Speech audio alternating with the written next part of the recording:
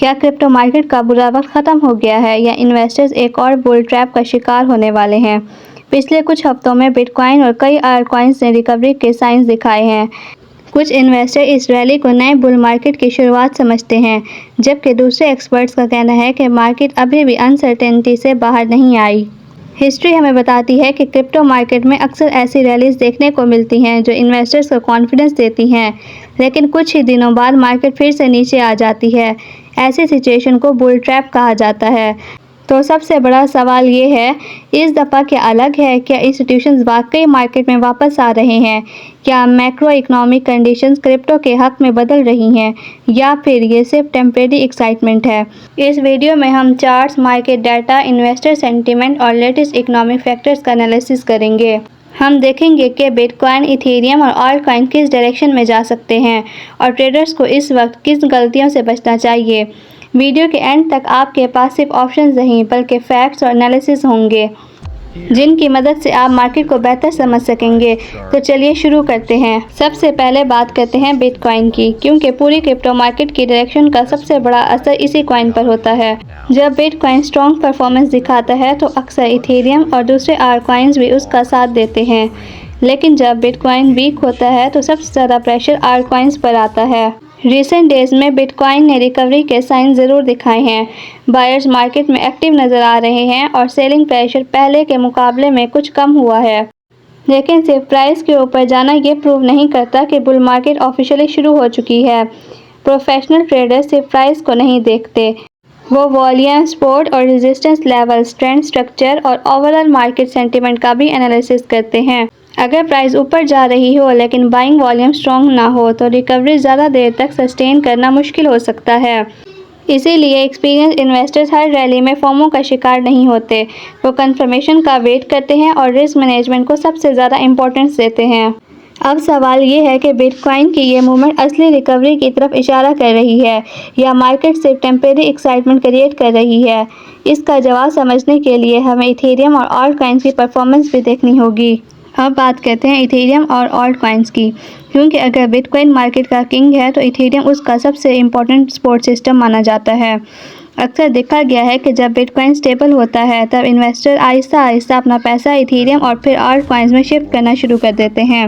इसी प्रोसेस को मार्केट में कैपिटल रोटेशन कहा जाता है, लेकिन हर रिकवरी के दौरान ये रोटेशन नहीं होती। कभी ऐसा भी होता है कि बिटकॉइन तो स्ट्रॉन्ग रहता है लेकिन ऑल्ट कॉइन उसके साथ नहीं देते। ये वीकनेस की निशानी हो सकती है। इस वक्त ट्रेडर सिर्फ प्राइसेस नहीं देख रहे, वो इथेरियम की स्ट्रेंथ, बिटकॉइन डोमिनेंस और ऑल्ट कॉइन सीजन इंडेक्स जैसे इंडिकेटर्स पर भी नज़र रख रहे हैं। अगर बिटकॉइन डोमिनेंस लगातार बढ़ती रही तो इसका मतलब हो सकता है कि इन्वेस्टर अभी भी ज़्यादा ट्रस्ट बिटकॉइन पर ही कर रहे हैं, और अगर डोमिनेंस कम होने लगे तो ऑल्ट कॉइन आउट परफॉर्म करना शुरू कर देते हैं। इससे मार्केट में वाइडर रिकवरी का सिग्नल मिल सकता है। लेकिन याद रखिए, ऑल्ट कॉइन्स में प्रॉफिट के चांसेस जितने ज़्यादा होते हैं उतना ही रिस्क भी ज़्यादा होता है। इसीलिए बगैर किसी रिसर्च के ऑल्ट कॉइन्स में एंट्री करना बहुत नुकसान का बाइस बन सकता है।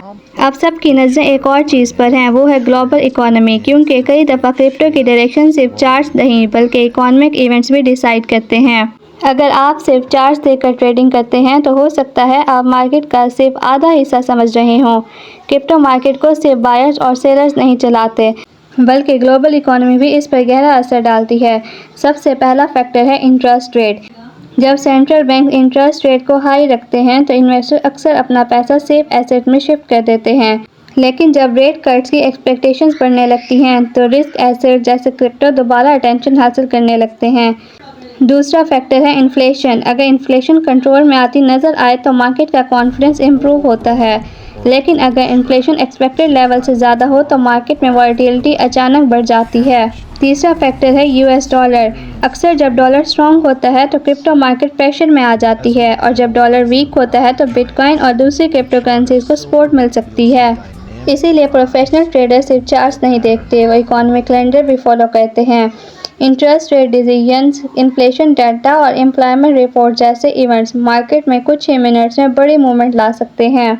अब सवाल ये है, इन तमाम फैक्टर्स को देखते हुए स्मार्ट इन्वेस्टर इस वक्त क्या स्ट्रेटजी यूज़ करते हैं? क्या वो एग्रेसिवली बाय कर रहे हैं या अभी भी एहतियात से काम कर रहे हैं? अब हम इस चीज़ को समझते हैं। अब सबसे इम्पोर्टेंट सवाल, क्या क्रिप्टो मार्केट की रिकवरी रियल है या ये सिर्फ एक बुल ट्रैप है? सच ये है कि इस वक्त किसी के पास फ्यूचर देखने की पावर नहीं है। जो भी कॉन्फिडेंटली 100% गारंटी देता है कि मार्केट सिर्फ ऊपर ही जाएगी या सिर्फ नीचे ही आएगी, उसकी बात पे यकीन करना एक बेवकूफ़ी है।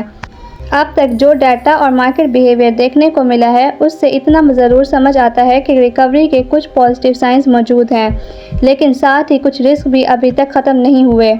इसीलिए कंफर्मेशन का इंतज़ार और रिस्क मैनेजमेंट दोनों बहुत ज़रूरी हैं।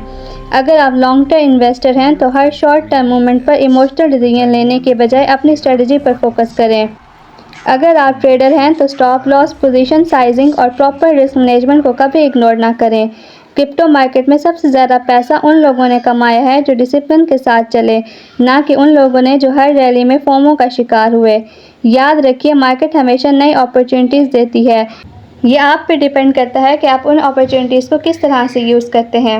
अगर आपको मेरी वीडियो पसंद आई है तो मेरे चैनल को सब्सक्राइब करें। अल्लाह हाफिज़।